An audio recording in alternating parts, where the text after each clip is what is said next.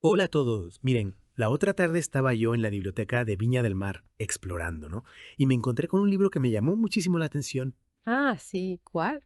Se llama José Francisco Vergara, Guerra del Pacífico y Liberalismo. Lo escribió Ana Enríquez Orrego en 2009. Y bueno, me ha tenido completamente absorto.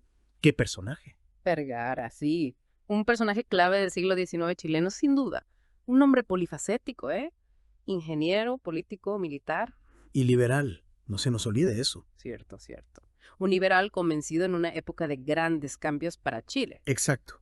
El libro lo retrata de una manera tan vívida, ¿no? Vergara como un hombre de acción, pero también un pensador, un idealista, podríamos decir. Totalmente. Y todo esto con la Guerra del Pacífico como telón de fondo. Un periodo convulso, sin duda. Una época fascinante, sin duda. Oye, y hablando de la formación de Vergara, el libro hace mucho énfasis en la influencia de la masonería en su vida. ¿Qué te parece eso? Bueno, la masonería en Chile en aquellos años era un semillero de ideas liberales, ¿no? Un espacio para el debate, la crítica. Exacto. Vergara ingresa a la masonería en 1864 en Valparaíso y en poco tiempo asciende dentro de la URSS. Sí. De hecho, llega a ser venerable maestro de la Gran Logia de Chile, lo cual demuestra su compromiso, su liderazgo. Claro, y en un contexto social donde la Iglesia Católica tenía una enorme influencia. Claro, la masonería representaba una alternativa, ¿no? Un espacio de pensamiento más progresista. Exacto. Y Vergara, con su idea de una religión universal basada en la razón y la moral, encajaba perfectamente en ese ambiente. Totalmente. Esa idea de una religión universal que trascendiera las diferencias entre las religiones tradicionales fue central en su pensamiento. Y esa convicción en una moral universal, basada en la razón, se ve reflejada también en su acción política. Vergara es elegido diputado en 1879. Sí, por Ancud y Quinchao, si no me equivoco. Y desde el Congreso lucha por reformas que reflejan sus ideales liberales, separación de la Iglesia y el Estado, La importancia de la educación pública. una administración pública más eficiente. Ideas bastante radicales para la época, ¿no? Sobre todo considerando el contexto conservador de Chile en aquel entonces. Sin duda, Vergara representaba a una nueva generación de liberales dispuestos a desafiar las estructuras tradicionales. Y no se quedaba solo en las palabras, ¿eh? El libro lo describe como un hombre de acción. Cierto. No era solo un teórico, sino que buscaba convertir sus ideas en acciones concretas. Y un ejemplo claro de eso es su participación en la Guerra del Pacífico. Ahí está, un capítulo fascinante en la vida de Vergara, aunque al principio se opuso a la guerra. La veía como un gasto innecesario. Exacto, pero termina involucrándose profundamente en el conflicto. Es nombrado secretario general del Ejército en 1879 y desde ese puesto vive la guerra desde adentro. Y esa experiencia bélica lo marca profundamente. Lo que ve en el frente, la ineficiencia del ejército, contrasta con sus ideales de un Chile moderno. Y ese desencanto con la realidad del ejército, sumado a su frustración con la política, lo llevan a expresarse a través de la sátira, ¿no? Bajo el seudónimo de Severo Perpena. Exactamente. Perpena se convierte en la voz crítica de Vergara, utilizando el humor y el sarcasmo para denunciar la corrupción, la ineptitud de la clase política chilena. Lo interesante es que Perpena no se limita a criticar al gobierno de turno, va más allá, apunta a un problema más profundo, la crisis del ideal liberal en la práctica. O sea, la distancia entre la teoría y la realidad. Exactamente. Vergara, a través de Perpena, pone el dedo en la llaga, muestra cómo los principios liberales, la libertad, la igualdad, el progreso, se desvirtúan en el juego político. En sus cartas políticas que publicaba en La Libertad Electoral. Sí, ahí Perpena retrata esa contradicción entre los ideales y la cruda realidad. Una sociedad dominada por la corrupción, el clientelismo. ¿Y cómo lo hace? ¿Cuál es el estilo de Perpena? Perpena era un maestro de la sátira, directo, incisivo, cargado de ironía. El libro menciona un ejemplo que me encantó. Describía a un político liberal como, en teoría, un ángel, pero en la práctica, un demonio. Buenísimo. Esa era la esencia de Perpena. Desnudar la realidad política con humor e inteligencia, sin pelos en la lengua. Imagina que esas críticas tan directas le habrán generado algunos enemigos, ¿no? Claro, las cartas políticas causaron un gran revuelo. Vergara, bajo la máscara de Perpena, desafiaba a la élite. Qué valiente. Y a pesar de las críticas, de las presiones, Vergara no se echó atrás. No, para nada. Para él, la crítica, la denuncia eran fundamentales para combatir la corrupción. Creía en el poder de la palabra, en la capacidad de la opinión pública para fiscalizar a los gobernantes. Exactamente. Ya. Y esto nos lleva a otro aspecto clave de Vergara, su paso por la Guerra del Pacífico. El libro describe su desilusión al ver la ineficiencia del ejército chileno. Con su formación como ingeniero, Vergara tenía una visión muy pragmática del ejército, ¿no? Moderna, sí.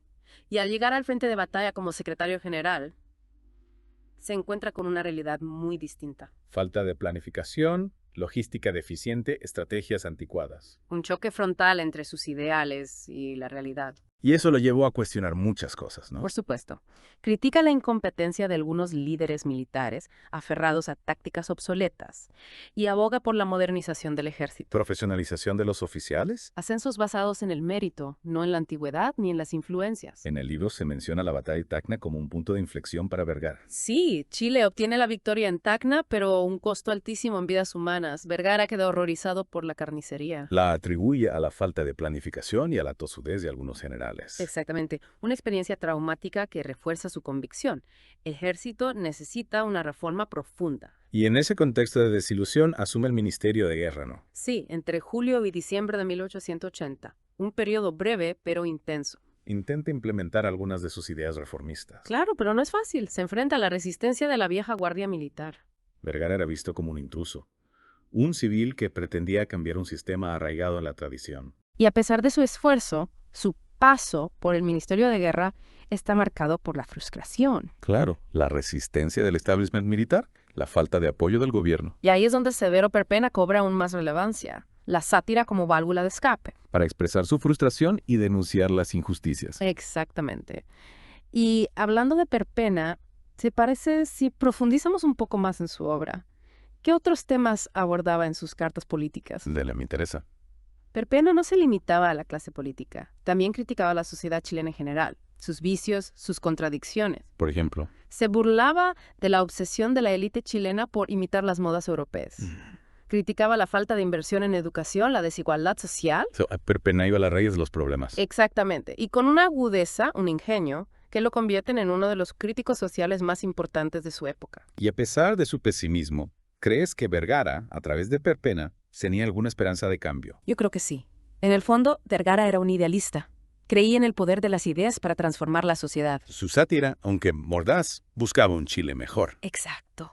Esa dualidad entre la crítica y la esperanza es lo que hace a Vergara un personaje tan fascinante. Y ahora, ¿qué te parece si nos adentramos en la etapa final de su vida, marcada por la desilusión con la política y la búsqueda de nuevas formas de expresión? Me parece perfecto. Veamos cómo Vergara canaliza su frustración en sus últimos años. Sí, me parece interesante cómo, a pesar de esa desilusión, Vergara nunca abandona su interés por el bien común. Exacto. De hecho, el libro menciona su preocupación por la educación, el progreso material, la justicia social. Temas que explora en sus escritos, incluso en su faceta más satírica. Vergara era un hombre multifacético. Sí, no solo ingeniero político y militar, sino también un intelectual. Un lector voraz, siempre atento a las nuevas ideas. Y esa amplitud de intereses se ve reflejada en su obra escrita, ¿no? Claro, además de las cartas políticas de Severo Perpenna, publicó numerosos artículos y ensayos sobre economía, ingeniería, historia, incluso literatura.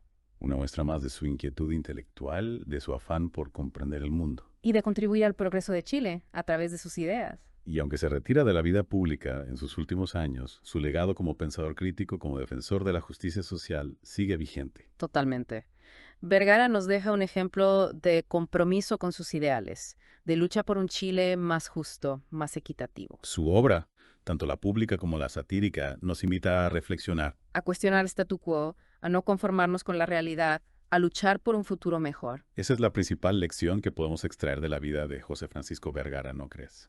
Sin duda, Vergara nos muestra que la lucha por la libertad, la justicia, la igualdad, es un camino complejo, lleno de obstáculos, de desilusiones. Pero también nos recuerda que nunca hay que renunciar a los ideales. Que siempre hay espacio para la crítica y la esperanza. Exacto. Bueno, con esta reflexión llegamos al final de nuestra inmersión en la vida de José Francisco Vergara. Un personaje, sin duda, fascinante, contradictorio. Que nos deja un legado de lucha por sus ideales, una profunda reflexión sobre el Chile de su época. Y para quienes quieran saber más sobre este personaje, recomiendo el libro de Ana Enríquez Orrego. Una obra que nos permite comprender a Vergara en toda su complejidad, con sus luces y sus sombras. Y también nos invita a reflexionar sobre la historia de Chile, sus desafíos, sus lecciones. Para construir un futuro mejor. Muy bien. Hasta la próxima.